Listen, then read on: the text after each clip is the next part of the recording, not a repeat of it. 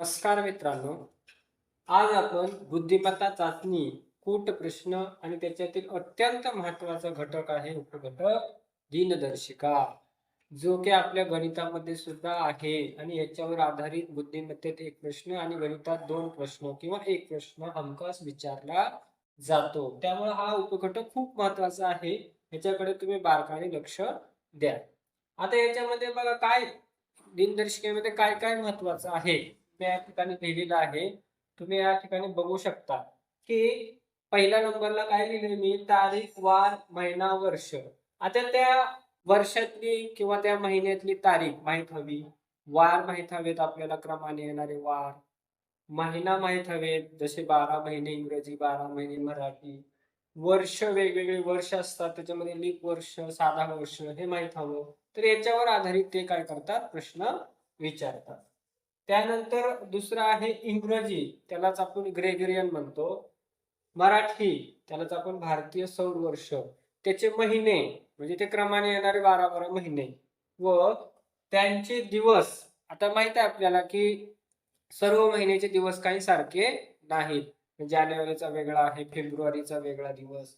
असे दिवस आपल्याला क्रमवार पाठ हवे.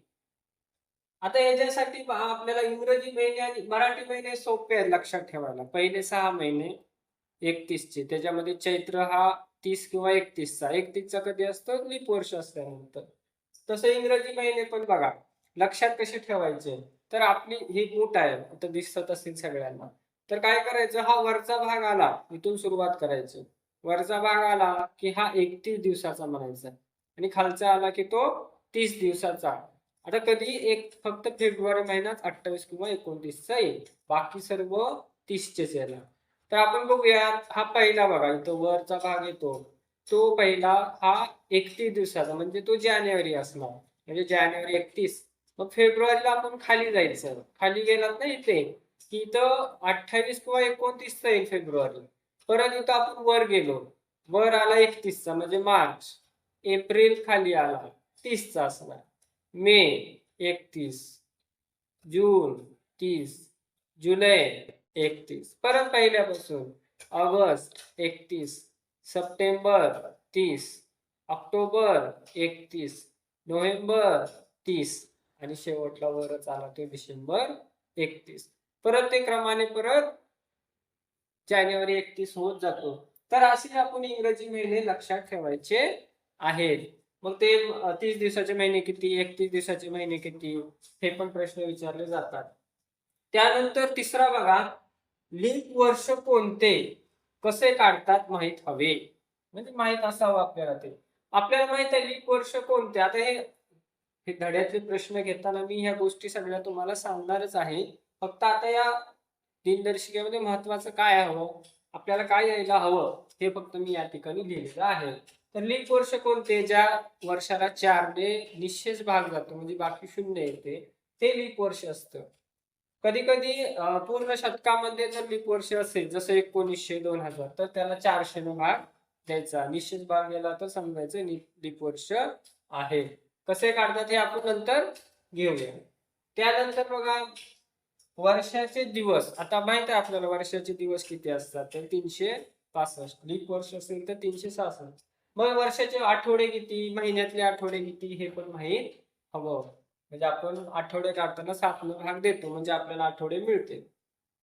त्यानंतर 5 आहे महत्वाचे दिनविशेष माहिती हवं. हे खूप महत्वाचं आहे बघा. प्रत्येक महिन्यामध्ये दिनविशेष असतात. असे दिनविशेष आपल्याला माहितीच हवे, आपण पाठच करायला हवेत. कारण हल्ली तर दिनविशेषवर म्हणजे दिनविशेष साधा नाही, पण तुम्हाला तारीख वार काढताना शक्यतो दिनविशेष देऊनच काय करतात, तुम्हाला प्रश्न विचारला जातो. त्यानंतर बघा, पुढचे वार काढायचे की मागचे लक्षात घ्यावे. म्हणजे आपल्याला प्रश्नामध्ये काय करायचं नेमकं, की पुढच्या महिन्याकडे जायचंय की जानेवारी फेब्रुवारी असं दिलंय, की मागून यायचं की मला मार्च फेब्रुवारी जानेवारी असं मागे यायचंय, हे तुम्हाला लक्षात आलं पाहिजे. त्यानंतर वारांचे समान येणारे गट क्रमांक 1. म्हणजे आपल्याला प्रश्न सोडवताना काही गोष्टीकडे विशेष लक्ष द्यावं लागेल की आपल्याला तो प्रश्न लवकर सुटेल. मग त्याच्यामध्ये गट क्रमांक 1 आणि गट क्रमांक 2 आहे. हे मी तुम्हाला प्रश्न ज्यावेळेस सराव घेईल आपण त्यावेळेस मी तुम्हाला हे गट क्रमांक 1 आणि गट क्रमांक 2 हे तुम्हाला काय करणार मी लिहून देईल. गट क्रमांक 1 मधले सर्व वार एकाच वारी येतात आणि गट क्रमांक 2 मधले सर्व वार एकाच वारी येतात. त्यानंतर पुढे आहे जन्म आणि वाढदिवस यातील फरक लक्षात घ्यावा. आता बघा आपल्याला माहित आहे जन्मल्याबरोबर वाढदिवस नसतो, तर 1 वर्षानंतर काय होतो वाढदिवस येतो. म्हणजे 1 वर्षाचा डिफरन्स असतो त्याच्यामध्ये. म्हणजे ज्यावेळेस तुम्हाला चौथा वाढदिवस देतात की शनिवारी आहे, तर त्याचा जन्म केव्हा झाला तर तुम्ही फक्त 4 अंकाने मागे यायचं नाही, तर तुम्हाला 5 वर्षांनी मागे यायचंय. कारण 4 वर्षांनी तुम्ही फक्त तो 1 वर्षाचा होईल, तर तुम्हाला 5 वर्षांनी काय करावं लागेल मागे यावं लागेल. त्यानंतर पुढचं आहे दिवस वर्ष वार उलट सुलट बसता आले पाहिजे. आता दिवस वर्ष वार असं का म्हटलं उलट सुलट, कारण तुम्हाला उलट सुलट का म्हटलं तर पाठीमागं पण कधी मोजत यायचंय तुम्हाला आणि पुढं पण. कधी तुम्हाला एका प्रश्नामध्ये असं देतात की महिने पुढे मोजत जायचंय आणि वर्ष मागे मोजत यायचंय. म्हणजे तुम्हाला उलट सुलट पण ती उत्तरं आली पाहिजे. त्यामुळे हे वर्षवार महिने तुम्हाला उलट सुलट मोजता आले पाहिजे. जसे वार असतील उलट याचे, जसं आपण समजा पहिला रविवार आहे, रविवार सोमवार मंगळवार बुधवार गुरुवार शुक्रवार शनिवार, आणि उलट यायचं असेल तर शनिवार शुक्रवार गुरुवार असं तुम्हाला मोजता आलं पाहिजे.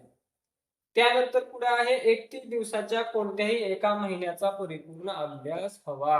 म्हणजे 1 महिना तुम्ही पाठ म्हणजे कुठलीही तारीख विचारली किंवा कुठलाही गट विचारला महिन्यातला वारांचा, तर तो तुम्हाला सांगता आला पाहिजे.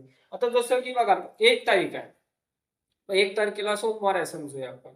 मग त्याच्यानंतर सोमवार कधी येणार तुमचा की 7 दिवसानंतर येणार. म्हणजे तो किती तारखेला 8, म्हणजे 1 8 बरोबर 1 8 15 22 29 हे सर्व एकाच वारी येणार तुमचं. 1 8 15 22 29. आता त्याच्या 2 तारखेचं घेतलं तर 2 काय येणार मग, आता 1 8 होतं तर 2 9 16 23 आणि 30 असा एक गट.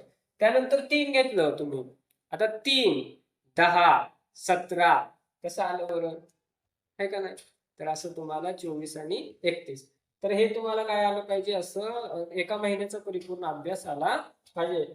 हे कशासाठी तर आपला प्रश्न लवकर सुटण्यासाठी हे सर्व तुम्हाला पाठ हवं आणि होईल. हे एवढं काय लक्षात जर सगळ्या गोष्टी व्यवस्थित फक्त लक्षात ठेवलं तर काय अवघड नाही. दिनदर्शिका हा प्रश्न खूप जणाला अवघड जातो, पण आपण अशा काही ट्रिक बघणार आहे त्याच्यामध्ये की हा प्रश्न याच्यावर आधारित सगळे प्रश्न तुमचा एकही प्रश्न चुकणार नाही. खूप बारकाईने ह्याच्याकडे आपण बघूया. फक्त मी तुम्हाला जे गोष्टी सांगेल ते तुम्ही काय करा पाठ करून ठेवा.